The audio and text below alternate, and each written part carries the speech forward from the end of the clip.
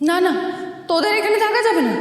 শিউলি, তুমি কাউকে কিছু না জানিয়ে বাচ্চা দুটোকে নিয়ে যে কেন আসতে গেলে? আসলে তোমাকে তো ফোনে পাচ্ছিলাম না মেজো বৌদি, আর মামাই বললো যে নিয়ে যেতে। আঙ্কেল বললো? কাঁদে না সোনা, দিদি ভাই কাঁদে না, চুপ কর চুপ কর। মেয়েটা সেই কখন থেকে কেঁদেই চলেছে, এভাবে কাঁদলে তো ওর শরীরটা খারাপ হয়ে যাবে। দিবাকর, হ্যাঁ বলছি তুই না ওকে মেজো বৌমার কাছে দিয়ে আয়, কটা দিন গ্রামে থেকে আসুক, তাহলে ওর মনটাও একটু ভালো হয়ে যাবে।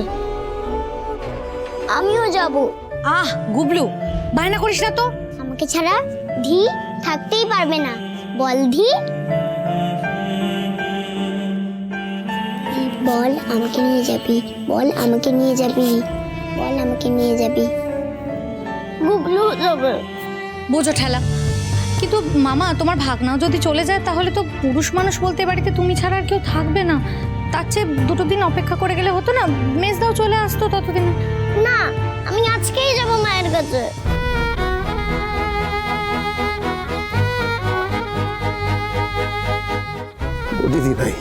দিদি ভাই এরকম করে না। আজকে রাতে কোথায় যাবে বলো তুমি? তুমি বরং কাল সকালে যাও। হ্যাঁ দেখেছিস সেজ বৌমা, বলছি দিবাকর গিয়ে না হয় ওদের পৌঁছে দিয়ে আসবে, একটা দিনের তো ব্যাপার বলো। না মামা, তোমার সেজ বৌমা কিন্তু ঠিকই বলেছে। মেজদা নেই, তার মধ্যে আমিও যদি চলে যাই তার থেকে ভালো শিউলি গিয়ে দুটো বাচ্চাকে ওদের কাছে দিয়ে আসুক। হ্যাঁ, আমি মানে আমি যদি হারিয়ে যাই? তুমি কচি খুকি নাকি? দেখছো মেজো বৌদি একা হাতে এত দিক সামলাচ্ছে, আর তুমি দুটো বাচ্চাকে নিয়ে গিয়ে মেজো বৌদির কাছে রেখে দিয়ে আসতে পারবে না? হ্যাঁ সেজ বৌমা, সেই ভালো তুমিই যাও। দেখো এদিকে সামাল দেওয়ার জন্য ফুলি তো আছেই, তাছাড়া দিবাকরও রইল। তুমি বরং কাল ভোরই বেরিয়ে যাও। আসলে ধি এত কান্নাকাটি করছিল না, বলছিল ওনাকে একা হয়ে যাবে। একা হয়ে যাবে? এসব কথা তোকে কে বললো দি? জেম্মা তো বললো।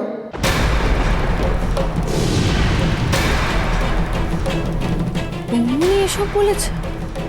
মামি ঠিকই বলতো মেজো বৌদি, বড় বৌদিকে বিশ্বাস করাই উচিত না। শিউলি, তুমি বাড়িতে গিয়ে ধিকে চোখে চোখে রাখবে। আমি বাড়ি যাব না, আমি তোমাকে ছেড়ে কোথাও যাব না। দি এরকম করে না সোনা। মেজো বৌদি, আমি বুঝতে পারছি তুমি কেন আমাদেরকে চলে যেতে বলছো। আমাদের এইখানে থাকার অসুবিধা হবে ভেবে তুমি আমাদের এখান থেকে চলে যেতে বলছো, তো থাকতে বারণ করছো।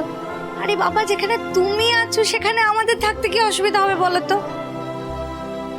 আর তাছাড়া তো গ্রামটা দেখলাম আমি আসার সময়, কি সুন্দর গ্রামটা গো। কত গাছপালা, নদী নালা, পুকুর ঘাট, কি সুন্দর খোলা মাঠ আছে। আর সবচেয়ে সুন্দর এই যে তাজা একটা বাতাস। আহা, এখানে থাকতে কিন্তু দিগুবলুর খুব ভালো লাগবে গো, আর আমারও হেভি মজা হবে।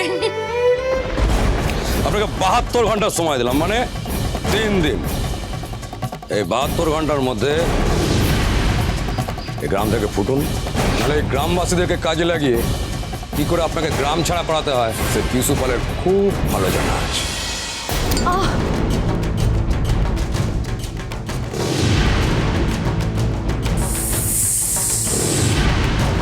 তুমি চাপ নিও না মেজো বৌদি, ও আমরা ঠিক সামলে নেব।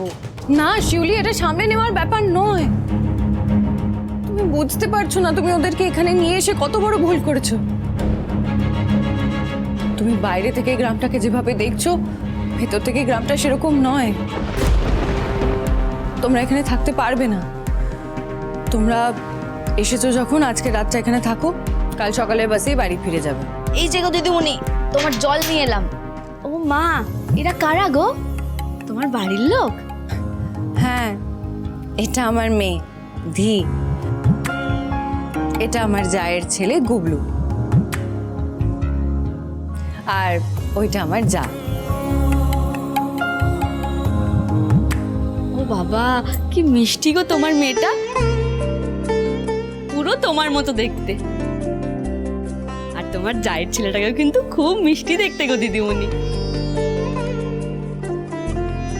বলছি মেজো বৌদি, সকাল সকাল বেরিয়েছি তো, দি গুবলুকে না চান করিনি আসিনি, এখানে একটু করিনি। বাথরুমটা কোথায় গো? বাথরুম তো পরিষ্কার করা হয়নি, পরিষ্কার করে তারপর কার্বলিক অ্যাসিড ছড়াতে হবে। হ্যাঁ, কার্বলিক অ্যাসিড কেন গো মেজো বৌদি? এখানে কি? এবার বুঝতে পারছো কেন তোমাদের এখানে থাকতে বারণ করছি? ঠিক আছে, দাঁড়াও, আমি দেখছি কি ব্যবস্থা করা যায়। আরে তুমিও সব পারবে নাকি গো দিদিমণি? তুমি যদি এসব পরিষ্কার করা নিয়ে থাকো তাহলে থানাটাকে সামলাবে বলো? তুমি থানায় যাও, আমি তোমার বাড়ি সামলে নিচ্ছি, ঠিক আছে? পুরো চারিদিকে একদম সাফ সুতরা করে গুছিয়ে দেবো, কেমন? ঠিক আছে, তাই করো তাহলে।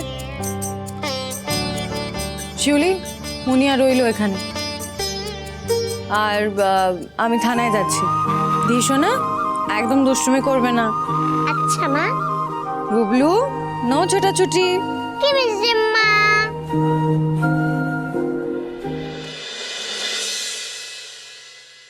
না না না, এটা কি করে হয়? শঙ্কর নেই বলে পাইস হোটেল বন্ধ থাকবে? না না না, দিবাকর যা, তুই গিয়ে খোল।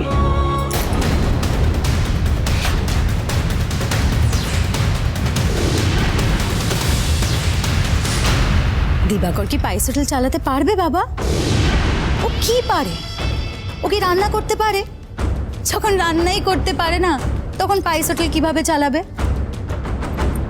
এখন থেকে এই পাইস হোটেল চালানোর দায়িত্ব আমি নিচ্ছি।